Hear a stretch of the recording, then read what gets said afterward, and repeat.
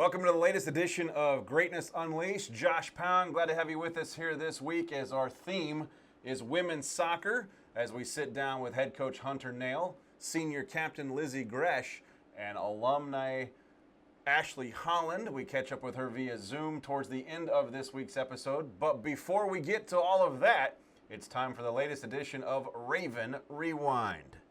We start on the gridiron with Benedictine taking on top-ranked Grandview University in the second NAIA Hart UEN Clash of the Week.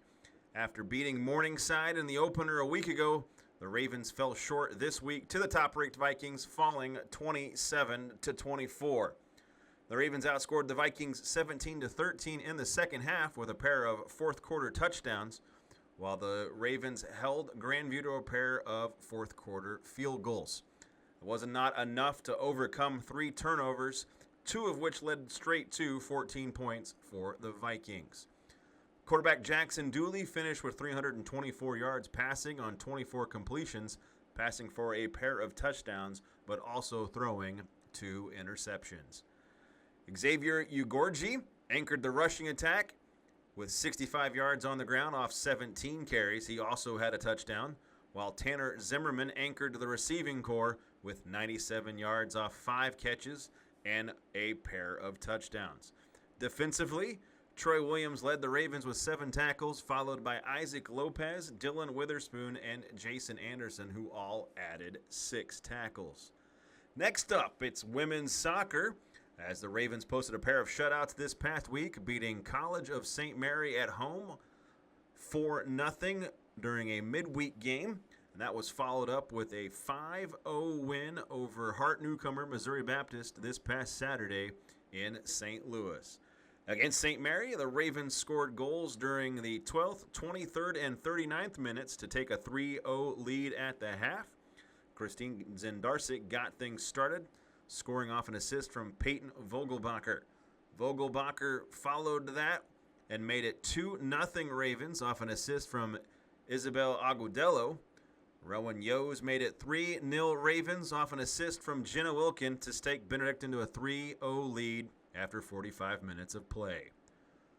Mara Loafman got in the action offensively for the Ravens, capping off the scoring during the 63rd minute off an assist from Zendarczyk. Benedictine held St. Mary to just 2 shots as Madison Smith tallied the shutout in goal for Benedictine. Saturday, the Ravens matched their top-scoring effort of the season in the win over Missouri Baptist. It was another 3-goal scoring effort in the first half as Zendarczyk scored a pair of goals, followed by a goal from Jenna Wilkin that was assisted by her younger sister Annie to give Benedictine the 3-0 lead at the break. Ella Bronger followed that in the second half, making it 4-0 Ravens during the 57th minute off an assist from Zendarczyk, and then Vogelbacher capped off the scoring during the 79th minute off an assist from Taya Big Knife. Benedictine finished with a 25-4 advantage in shots, while Madison Smith picked up her second shutout of the week with 2 saves. We turn our attention to the gymnasium, where Benedictine opened up Hart play on Friday and Saturday with trips to MNU and Peru State. The ball did not fall their way on Friday night as they suffered a sweep at the hands of the Pioneers, falling 3-0 before bouncing back on Saturday afternoon with a 3-1 win over the Bobcats. Friday night, the Ravens were limited to a team attack percentage of just .087 and just 29 kills. Barbatera led the attack with 8 kills, followed by Lucy Drexel and JoJo Vanderwoody with 7 each. Ren Van Cleve finished the night with 18 assists, while Lauren Stange added 7. Defensively, the Ravens were led by Kelly DeMillionaire with 22 digs, followed by Kate Milroy with 10. Raylene Gladden finished with 2 block assists, while Lainey Mustaine and Drexel added 1 block assist each. Saturday, the Ravens bounced back from the sweep at the hands of the Pioneers with a 4-set win over the Bobcats. After splitting the first 2 sets, Benedictine won a marathon third set 32-30 before wrapping up the win with a 25-20 win in the 4th set. Ravens finished with a 179 attack percentage, hitting a match-high 273 in the clincher. They finished the match with 53 kills as a team. Vanderwoody led the attack with 17 kills, followed by Gladden with 10 and Drexel with 8. Van Cleve finished with 41 assists to anchor that attack. Defensively, DeMillionaire led the back line with 37 digs, followed by Van Cleve with 17 and Mustaine with 15. Vanderwoody finished with 2 block assists, while Van Cleve added 1 solo block. We take it back to the pitch, where men's soccer moved into the national radar for the first time this season, and they recorded a pair of shutouts following that national attention. On the same day, they moved into the receiving votes category of the NAIA Top 25 Coaches Poll. They earned a 2-0 shutout on Legacy Field over Concordia University before opening up Heart Play on Saturday afternoon in St. Louis with a 3-0 win over Missouri Baptist. In the win over Concordia during midweek, the Ravens scored on a pair of goals from Zachary Peterson during the 33rd minute and Juan Paratova during the 45th minute. Peterson's goal came off an assist from Carson Wilcox, while Paratova's goal came off a punch out from the Concordia keeper that he sent back through from distance. Hernan Berdile returned a goal from injury for the Ravens, and he registered 4 saves in the win to get his first career shutout as a Raven in the win over Concordia. Saturday, the Ravens doubled up Missouri Baptist in shots, taking a 24-12 advantage with 8 shots on goal. Cody Argyes opened the scoring off an assist from Carson Wilcox during the 42nd minute. The Ravens held that lead through halftime before Juanes Hernandez scored on an assist from Elijah Froyland that pushed the Ravens to a lead during the 52nd minute, and then Froyland capped off the scoring during the 90th minute of the match. Berdile picked up his second shutout of the week, finishing with 6 saves over 90 minutes in goal. Cross country was back in action as they traveled down to Baldwin City on Saturday, September 6th, to compete in the annual Wildcat Cross Country Classic. The Raven women earned a first-place finish, while the Raven men finished in second place behind NCAA Division II Rockhurst University. For the Raven women, Elizabeth Skidsel took first place in the 6K course with a time of 22:59.27, and in total, the Ravens finished with 6 runners inside the top 10. For the Raven men, their second-place finish was paced by Joshua Melendez, who also took second place individually as he finished the 8K course in a time of 25:49.28. Just like the Raven women, the Raven men also finished with 6 runners inside the top 10. Coming up after the break, we'll sit down with women's soccer head coach Hunter Nail. You're watching the latest edition of Greatness Unleashed here on the campus of Benedictine College.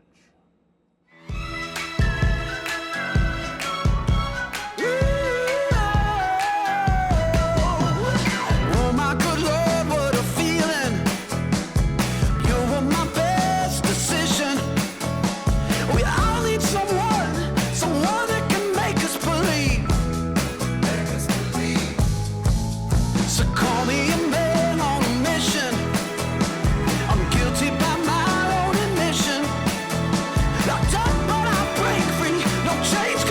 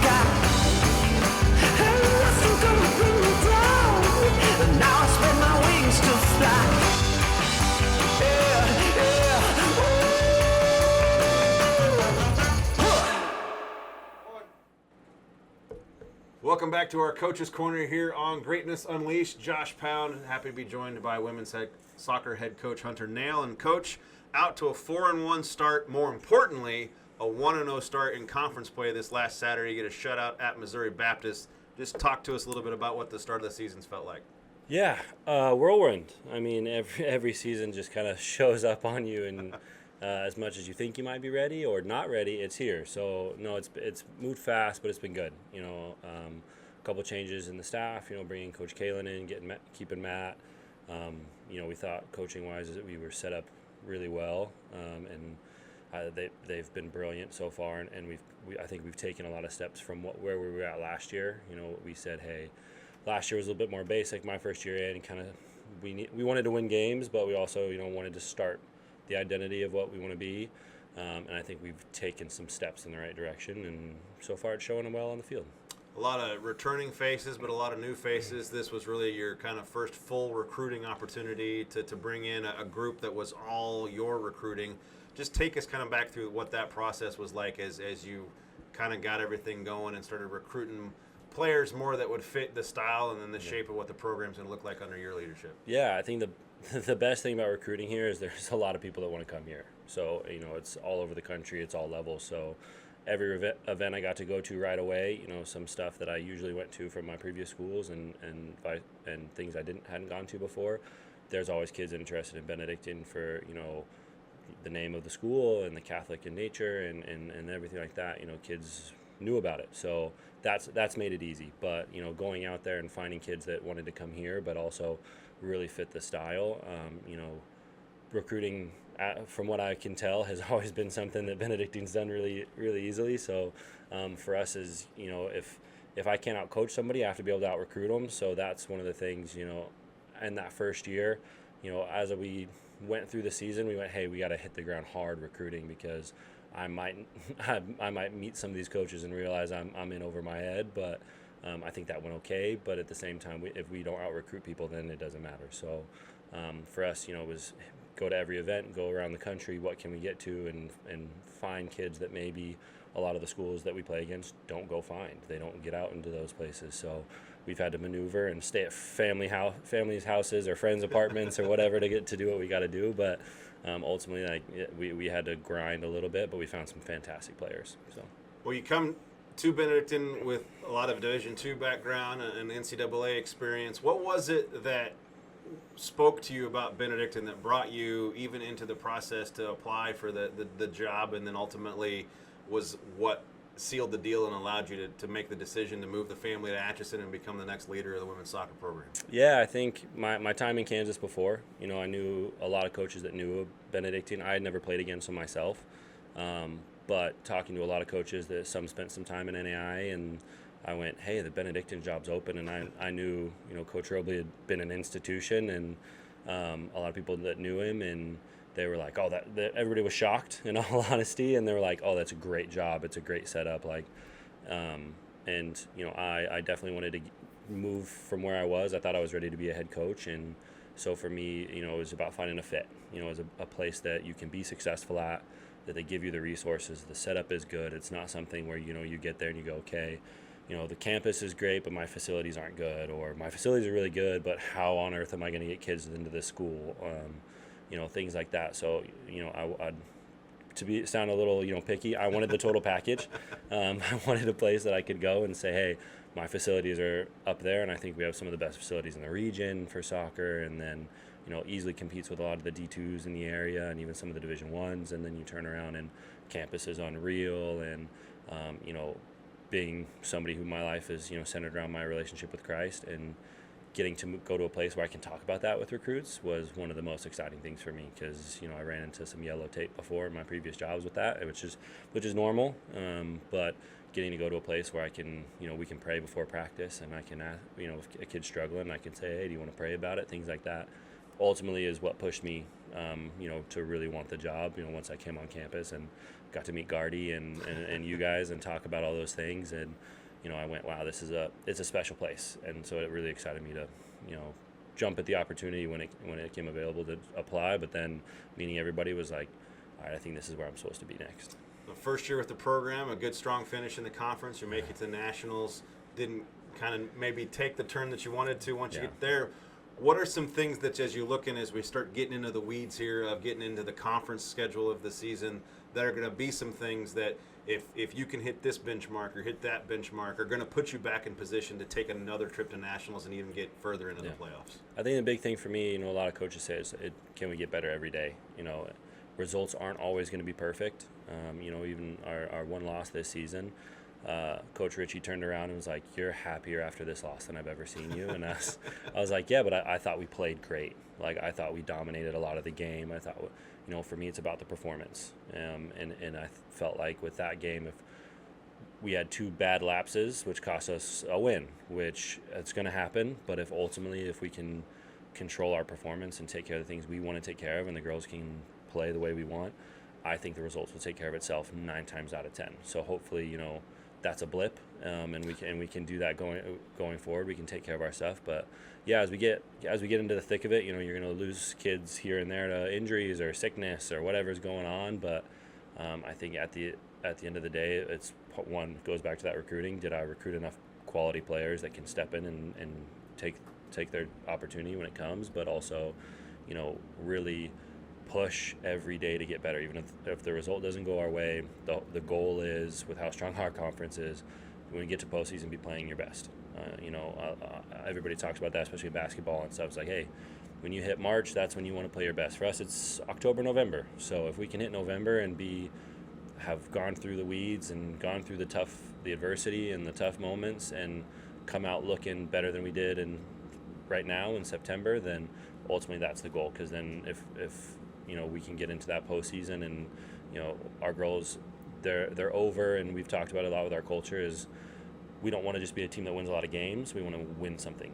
We want to have something tangible in your hands at the end of the season, have that trophy. So for us, is about getting ready for that postseason and going after and trying to win a championship. And part of what we wanted to kind of sit down with our coaches when we launched this podcast a couple weeks ago was to kind of show the other side of what maybe people don't hear about. You've obviously touched on the faith factor has been a lot for you here when coming to Benedictine. But at what point, did coaching become something that you thought you could make a livelihood out of? And then who was it in that journey from a student to a coach that kind of helped shape you into, the coach that you are now? And kind of who are some other coaches that maybe you steal some other concepts and have made those a part of your own? Yeah, so, I started at Fort Hays State with my freshman year for the first year of the program at Hayes, and I had 3 knee surgeries in high school, and got to Hayes, and the second week I tore my meniscus, and they said it's not enough to have surgery, so you're just out for 2 months, which we had, I think, 40 guys on the team and only 30 jerseys. So they were like, "Oh, once you're fit, we'll get you going." And after 2 months, they're like, "Yeah, we'll just redshirt you, get an extra year." And I started to come back and was like, "I can't. Like, I'm tired of coming back from injury." So, I started. I spent a couple weeks bored in the spring semester, and then asked some of the girls that were my friends. I was like, "Hey, can I come be y'all's manager?" And just so I have something to do. All my friends were at practice and stuff for soccer. So I met with the coach. Coach Craig Shaw was my boss for 11 years, 12 years. And he's like, "Hey, do you want to coach at some point?" And I was like, "Yeah, probably. Like, soccer is the only thing I really like doing." So I got into it. And at first I was just a practice player, didn't do really much, but, run around and beat up on the women's soccer team. So, but then, as time, every semester, he kind of evolved my role a little bit, let me run a couple drills to, by the time we were kind of getting done in Hayes, I was in charge of the back line and a lot of our tactics and helping with a lot of different stuff, running full sessions, but I was 21 years old, and I had already been an assistant for 3 years, or 4 years. So it was a little rushed. I got into it early, but it was great. He made sure to not give me too much or more than I can handle. And obviously, being younger than half of our team or most of our team for a long time was a little difficult. Trying to tell a senior that she did something wrong was tough every now and then. But ultimately, he helped me a ton get into it. And the assistants that were, or I guess they were GAs technically at that time, but they were the assistant. Joe Nemser was the first one. He's out. He's spent time at Maryland, and Central Michigan, stuff like that, running his own program. Now he's on the club scene. Chris Jones at Rogers State is one of my best friends and a couple years older than me. And he when Joe left, he jumped in, and they made sure to really take care of me as an assistant and show me what it is to be an assistant. And so they pushed me hard there. And then when we got to go to Corpus Christi, I had a lot of responsibility from the get-go, which was great. And then just meeting coaches along the way, a couple camps. I do a lot at summer camps, go down to University of Texas and try to pick the brains of Ange Kelly and Ben Munger and some of those guys. I got some friends all over that you just meet, whether you're up against them or through recruiting or through somebody else. Somebody that I've lent on quite a bit, Denise Schulte-Brown. She's out at Tampa Bay Sun in the USLW, so I'll pick her brain every now and then and go through game model stuff with her, and she's been brilliant. She's been a huge help. And I met her because I recruited her daughter. Like she came on campus and just loved what I had to say, and we've stayed in touch, even though her daughter didn't come play for me. Stayed in touch a little bit, and even this summer, we were developing our game model a little bit, and I was like, hey, can you help me out with this and make sure it makes sense and is clear and stuff like that. So I'm one of those people. I want to lean on a lot of people. I don't want to try and I don't have a huge ego that I want to do everything myself. I want to lean on other people, and if I don't know something, I want to find somebody who does, and I'm going to try and have their help to figure it out. So that's a little bit of it. All right, well, that's been Coach Hunter Nail, the women's soccer program. Coming up after the break, we'll sit down with a member of the women's soccer team, Lizzy Gresch, in our Student Athlete Spotlight here on the latest edition of Greatness Unleashed. Benedictine College in Atchison, Kansas is a Newman Guide school with top 10 rankings in U.S. News and the Wall Street Journal. Choose strong Catholic identity and strong academics, including pre-med, nursing, engineering, and classical architecture. Benedictine granted more scholarships this year than ever before. Choose dominant Raven athletics with nearly 20 conference and national championships in the last 5 years. Choose a college consecrated to the Blessed Mother. Engage with a community of faith and scholarship. Join our mission to transform culture in America. It starts with you. Welcome back to our Student Athlete Spotlight here on Greatness Unleashed. Josh Pound joined now by a member of the women's soccer team, Lizzy Gresch. And Lizzy, team's out to a really great start this season. Just take us back through the last couple of weeks and what it's been like, that build-up, with minus the hiccup on the road, but for the most part, a pretty strong start to the season.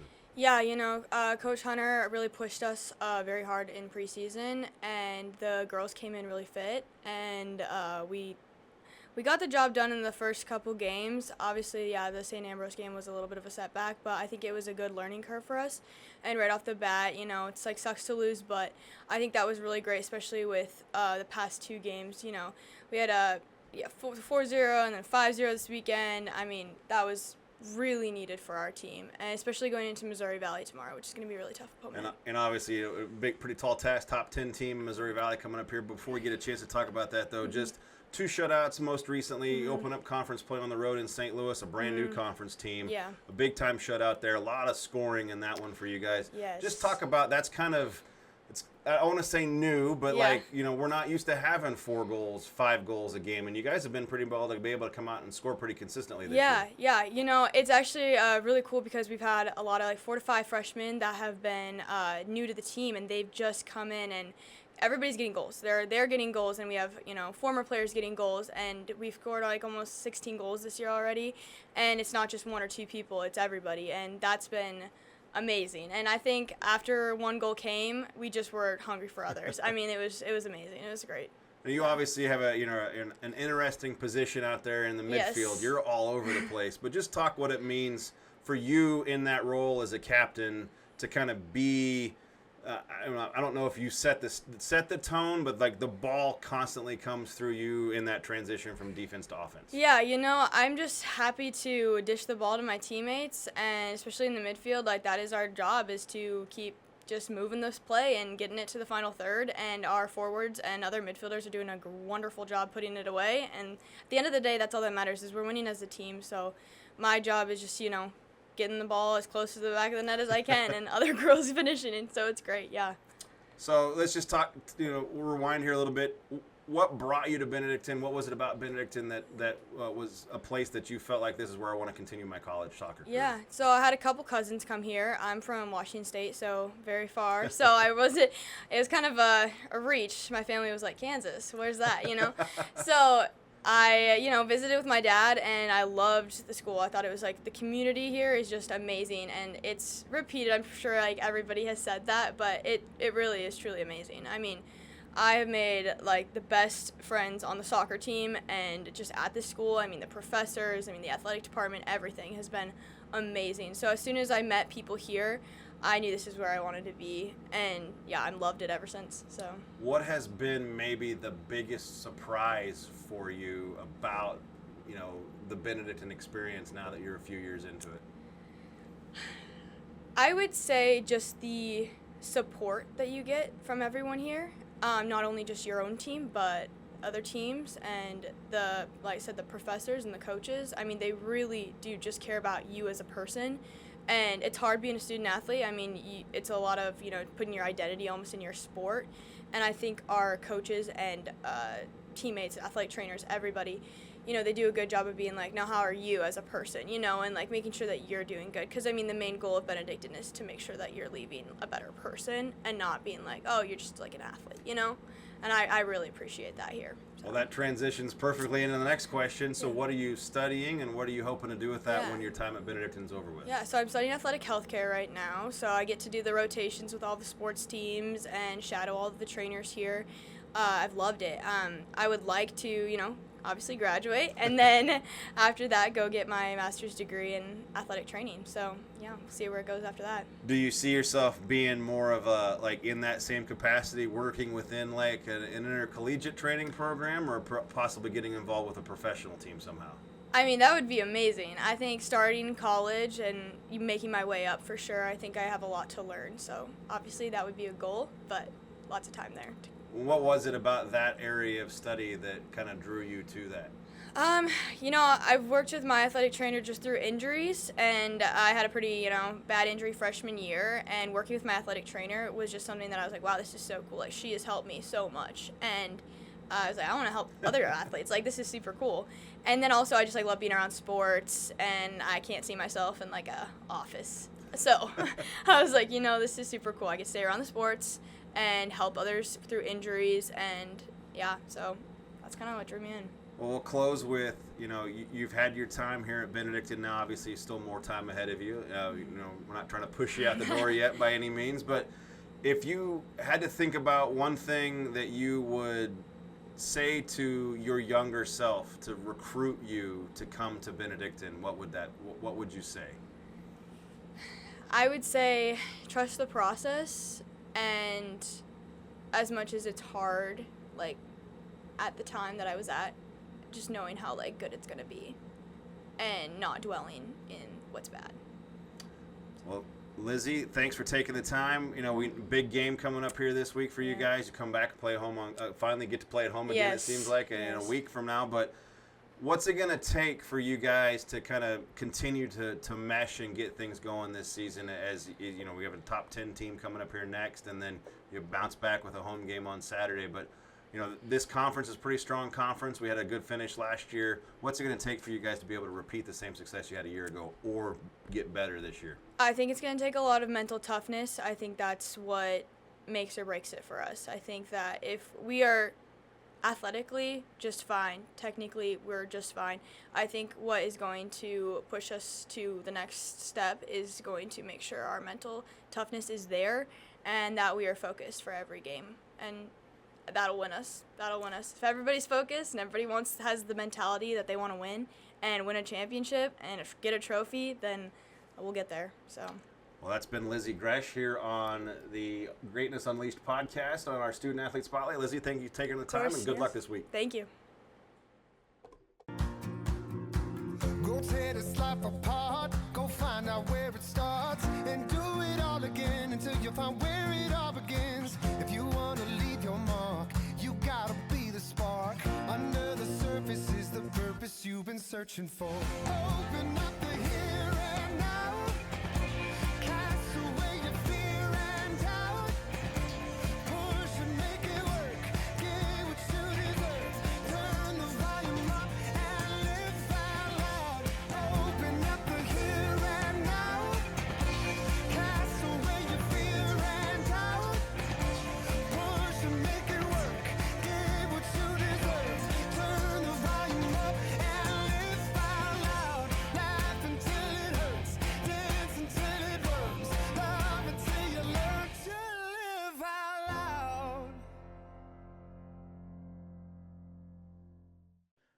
Welcome into our alumni feature here on Greatness Unleashed. So happy to be joined now by one of the best goalies that I've seen in collegiate athletics, but one of the greatest goalies we've had in goal here at Benedictine, Ashley Holland, a conference goalie of the year, and somebody has made a career out of still being involved in soccer. Now currently with the Omaha soccer team up in Omaha. So Ashley, we'll just start. You've had plenty of time now to kind of reflect on your time at Benedictine and what that experience was like. You got to play in some national tournaments, won conference tournaments, tournament regular season and tournament titles. Just take us back to like now that you've had some time to sit back and reflect on those years. What was that experience like, and what has kind of changed with your perspective since you've got a little bit of time between when you were in it, living in the moment, and now you've had a chance to look back at it. Yeah, no, I've definitely had a big journey, and soccer's been, my driving factor. My time at Benedictine, it was absolutely amazing. Like, I still think about it. I see all the posts and stuff, and I still wish I was playing. But yeah, no, I was part of some really good teams, and our culture was amazing. Like, we worked for each other. Lincoln, he just let us take the lead on a lot of things, and that's what drove us.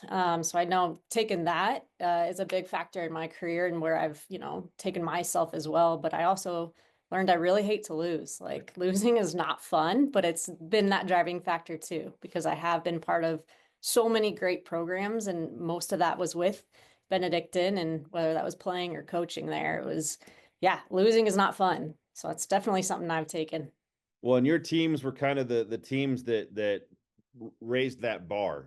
We'd been in the national tournament in years before, but your team kind of started that run of the expectation was Orange Beach or bust. Yes. And then you joined the coaching staff as a graduate assistant, still got to be there. Unfortunately, the high for the program came a couple years after you had left, but you also had a unique experience for that journey for the program as well, didn't you? I did. Yeah. Yeah. No, being part of those teams, like setting that bar, that's what we always said. Like the group that I came in with, that was our standard is we want to set the bar high, and we want to leave this program in a better place. And we feel like we did. And, it's just something that everywhere I go, everything I do, that's kind of that standard I like as well is, leave everything in a better place than what you found it. And my freshman year at Benedictine, we had some great senior leadership, and they had a will and a want to win. And I know when we became seniors, that was our thing too, is we wanted to make sure that every class after us was able to achieve something great there. And obviously now you're sitting here as an assistant coach, Division I women's soccer. You've had some experience as a head coach at the NAI level. Just reading that bio again, I had kind of lost track of after you coached down in LSU. I kind of forgotten like where the journey had taken you. So just talk to us a little bit about all those steps between Benedictine and Omaha, and just kind of the journey that's been for you. Yeah, it's very unique. I would say, so I left Benedictine about a year and a half of being a graduate assistant, and I got offered the job at LSU Shreveport, where I got to start that program from scratch. They had it about 5 years prior, and then asked me to come in and restart the women's program there, and loved every second of it. But also, there was times where I was kicking myself of, do I really think I can do this? So I was challenged in many ways. Lincoln got many phone calls from me on if this is really what I'm supposed to do. And yeah, it was, we had, building a program is something, it's very difficult to do, but I had some great leadership there. Our men's coach, he helped to lead me and guide me because he was doing the exact same thing. Our first year we struggled big time. We didn't win a lot. And of course I was someone that wanted to win. And yeah, the second season there, we won our conference and we went to the NAIA national tournament, and yeah, we got slaughtered there, but hey, like we got to make it. And now that was a standard. And I left there and I went to IMG Academy, where some of the best players have come through that program. I got to work with the guys and the girls goalkeepers, which was fantastic. And I got to be involved in all the teams. And so many cool things, so many cool experiences down there. But that drove me to want to be to try and see if I can challenge myself even more. So that drove me into wanting to get into the Division I side of things. And I was given the opportunity to go to East Carolina and be an assistant there, be the goalkeeper coach. Loved my time there. Greenville's an amazing area. The girls there are fantastic. But it was time for me to move on. And so I went to UTSA in 2022, I believe that was the year. And there, like, again, program great. And it's, you know, a standard was, they had a big standard of wanting to win, and we got to win our conference tournament, went to the NCAA tournament that year, and got to be a part of that program. And I still stay connected with a lot of those girls too. But in that, like, you know, we always want more success. And that's where I decided I wanted to get closer to home, and this opportunity came up. Tim Walters, he reached out to me, the head coach here, and that was my journey. I was like, this is meant to be for me to get closer to home. At that point, I'd been gone for so long, and I wanted to get closer to family, to friends, and that was my opportunity. And been here, and we've had some great wins, and there's ups and downs as always, but like, this is a program I'm very proud of, and I get to wear Omaha, which this is my hometown. So again, it's a full circle moment that has really brought me to where I'm supposed to be. And the journey started with, you know, Lincoln recruiting me out of high school here in Omaha, which I never thought I was going to play college soccer. And now here's me coaching college soccer. So it's been a great experience, great opportunities for me. So just a couple of final things for you. So at what point, you know, as a player or even as, you know, did you realize that, hey, I think coaching is where I want to make my life after I'm done playing? Yeah, it was, you know, those little tastes of success in my last couple years. I was a captain for the last 2 seasons of my career at Benedictine, and it really made me realize this is not something I want to give up. And I had that realization obviously going into college, because I wasn't going to play college soccer, and that opportunity came. And yeah, there was those moments where it was, we were successful, and kind of seeing how I could help and be the success. And I always say I got a great view of the game, because I got to be behind a lot of great players and watch them be successful. And they made me want to be better. And I would say, like, none of that is on me. Like, that is a team. We were a team effort, like playing with some of the best players that I have had a chance to, especially at Benedictine. And that was when you know, I graduated and I went home for a few months, and Lincoln's like, hey, I got this opening, and Anne's going to Omaha. Actually, I see her often here. And I was like, yeah, you know what? I want to do this. I don't know what else I want to do with my life still. You know, I was in college for 4.5 years and still didn't know. And that opportunity came, and I was like, yes. And that kind of, seeing the success, I was like, I think I can do this too. And that's why I went to Shreveport and took on that challenge. So finally, you know, you've mentioned him a couple different times, Coach Robley, great coach that we've had here at Benedictine. If you had a I don't know how I want to put this, a Robleyism, a Lincolnism that you've kind of adapted into your own coaching philosophy, what would that be? Oh goodness. You know, I learned so many great things from him. I think it's just putting the will into the players and putting it back to them. He did a great job of us doing that for us, that I never, you know, really realized until I stepped into the shoes of a coach. That, you know, he would sit back, like he had his standards and everything, but he'd sit back and let us, like, take it to the next level. And the way that he believed in us, like, it was something that, you know, I've always wanted to instill in players. And he said it all the time. Every day he wanted to make people smile. He did. He'd come with his stories, and we all know he has so many. And I try to do that with the players now, you know, that soccer's supposed to be fun, and it's supposed to be just another avenue for you to be able to express yourself. And that's what he did for us. And I feel like every day I try to do a little bit of that, is let the players have fun and experience things that they deserve to experience.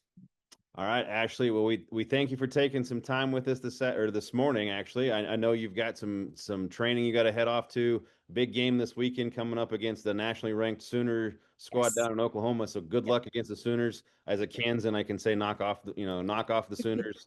But good luck to you and the team this year as you guys progress through the season. I appreciate you taking some time to be our next guest here on our alumni feature of Greatness Unleashed. Yeah, of course. Thank you. One. We hope you've enjoyed this latest episode of Greatness Unleashed here from the campus of Benedictine College. But before we let you go, we'll take a look at what we've got coming up here and around campus in this upcoming week. We start the week on the road as volleyball travels down Highway 73 to take on the University of St. Mary on Tuesday. Also on Tuesday, soccer hits the road for a pair of nationally ranked matches as the Raven women take on number 9 Missouri Valley College and the Raven men take on number 9 Missouri Valley in Marshall, Missouri on Tuesday night.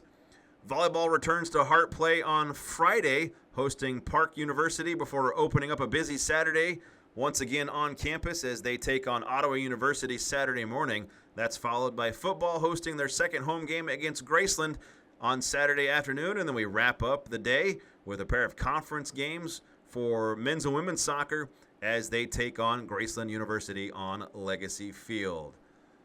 For everyone here on the campus of Benedictine College, this has been Josh Pound. Thank you for watching the latest edition of Greatness Unleashed here on BRSN.